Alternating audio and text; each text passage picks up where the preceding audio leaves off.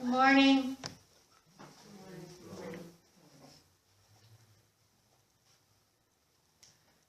We're going to take some quotes. I do this often. And we're going to talk a little bit about them.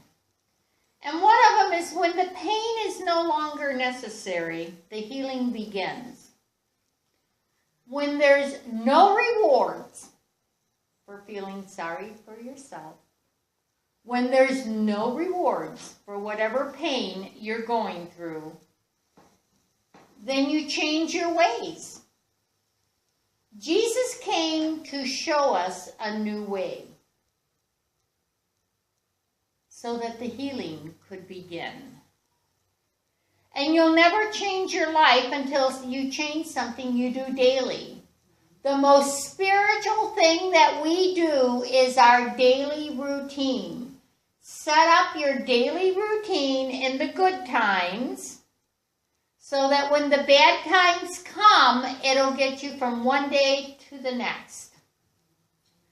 I tell this story almost every time when I talk about your daily routine. It's a story about Cardinal Bernardin. He'd been diagnosed with the cancer. He knew he was terminal. And he had this lawsuit on him for child molestation. He was devastated. Absolutely devastated. So he would get up in the morning and he would do his Eucharist. And then he'd go out and he'd talk to all the people. That's what he did. It wasn't what he felt like doing. It wasn't what he wanted to do. I'm sure he wanted to stay in bed. I'm sure he just didn't want to face the day. But that's what he did. That was his routine, and he continued his established routine. We all know that later on the lawsuit was dropped, and he said that that was worse than finding out that he had the cancer and was terminal. So he created his habits during the good times.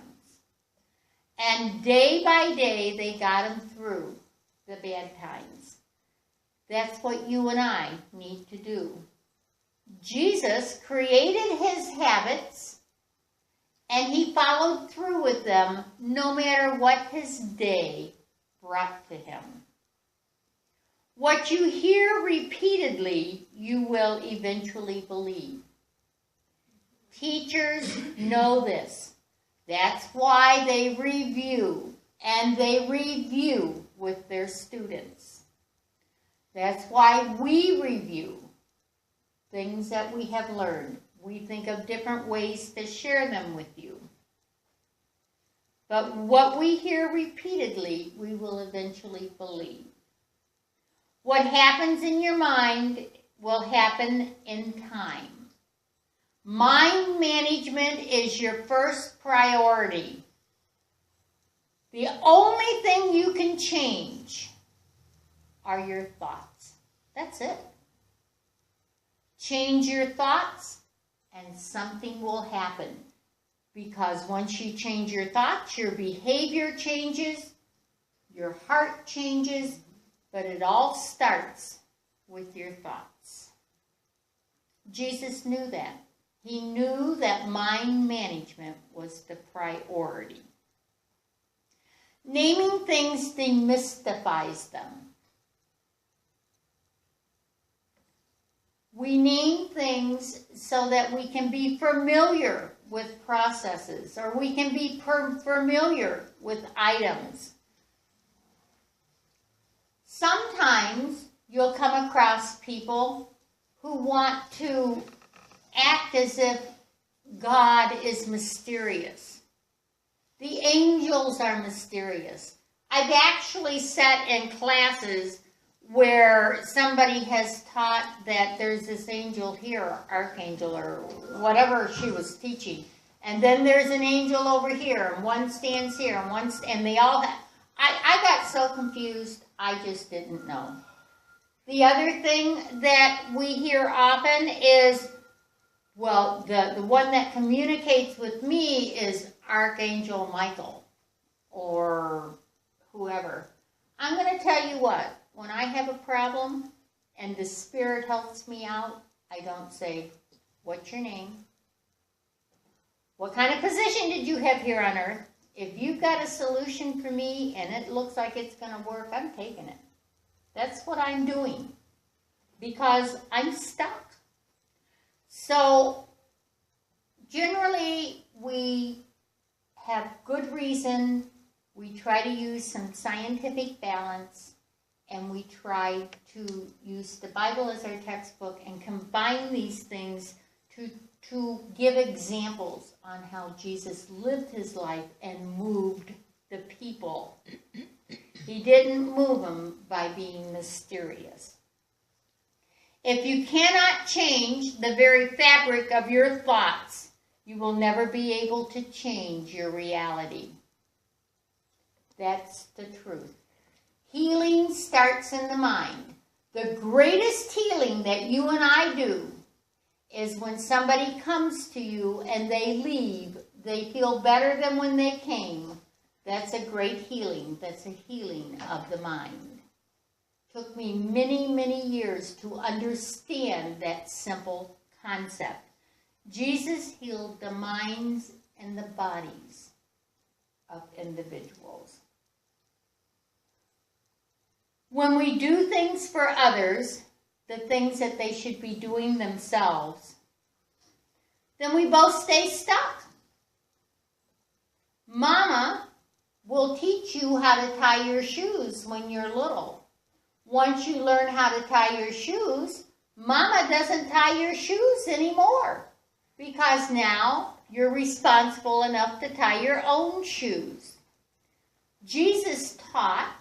Jesus showed the way, and when you learned, you were responsible for continuing that path. Stress is a state of mind that makes us believe everything is an emergency. There are very few emergencies in life. There are emergencies. Please don't get me wrong, but there's very few emergencies. If you didn't do your homework and now you have to stay up to midnight to get your homework done, that is not my emergency. It might be your emergency because you didn't do what you were supposed to, but don't make your emergency my emergency because it probably will not impact me very much. A productive life is not by accident. If you want a productive life, you need to do things that's going to make you productive. Jesus got up in the morning. Jesus did his prayers. He met with the people. He treated everybody well. He did not treat one person one way and one another. He led a productive life, and it wasn't by accident. He did it on purpose. So on purpose, we lead a productive life. Never forget, your thoughts have presence. They're like currents that move through the air. Those thoughts are capable of drawing people to you, or they're capable of pushing people away from you. Because your attitude is always sensed. If people run away from you, check your attitude. Jesus knew how to draw a crowd. He was open. Liars are eventually exposed. Remember, the truth will always surface. We usually hope we can watch it. Doesn't always happen that way, but we hope so. But the truth will surface somehow, some way. And remember, faith walks out when fatigue walks in. Being fatigued and tired can be extremely costly. Jesus took time to rest And he still had time to do everything else.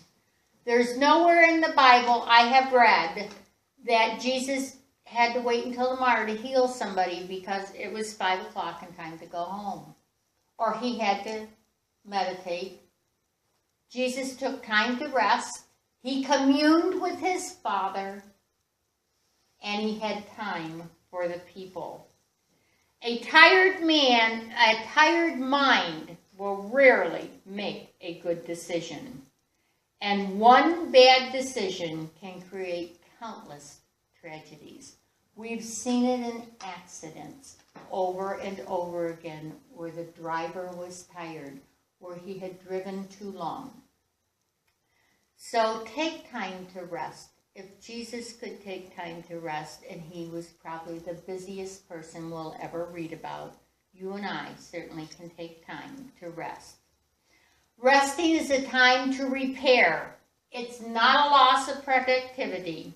It's a time for renewing. Genesis tells us that. All the way back in the beginning of the Bible, it talks about the importance of being rested. It's in Genesis 2.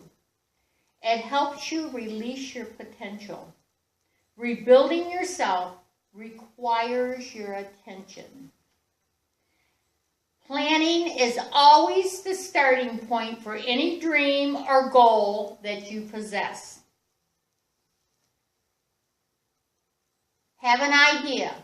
Plan how you're going to execute it. Plan what you're going to do. Gather the people that can help you. Maybe some people are going to be more knowledgeable in your plan in a certain area than you. I've got a plan. I have a plan that's in the idea stage right now. I just emailed Donna's boyfriend because he's very good with the hard programming of computers. I'm good with the software. And I want to see how he can contribute to making my dream come true, because I think it can happen. But you plan, you just don't have a dream and then not do something about it because they won't work out. Each relationship you have will either nurture you or it's going to weaken you inside. If you're with somebody and they make you feel bad about yourself, they make you feel bad, they take your energy, that is called weakening you. If you're with somebody and they empower you, they make you feel better, that is called nurturing you. That gives you strength. Stick with the ones that give you strength and let the ones who make you feel weak go to the wayside. So remember, no matter what's your problem, God is still the answer. And if you trust in your Heavenly Father, He'll never let you down. God bless you.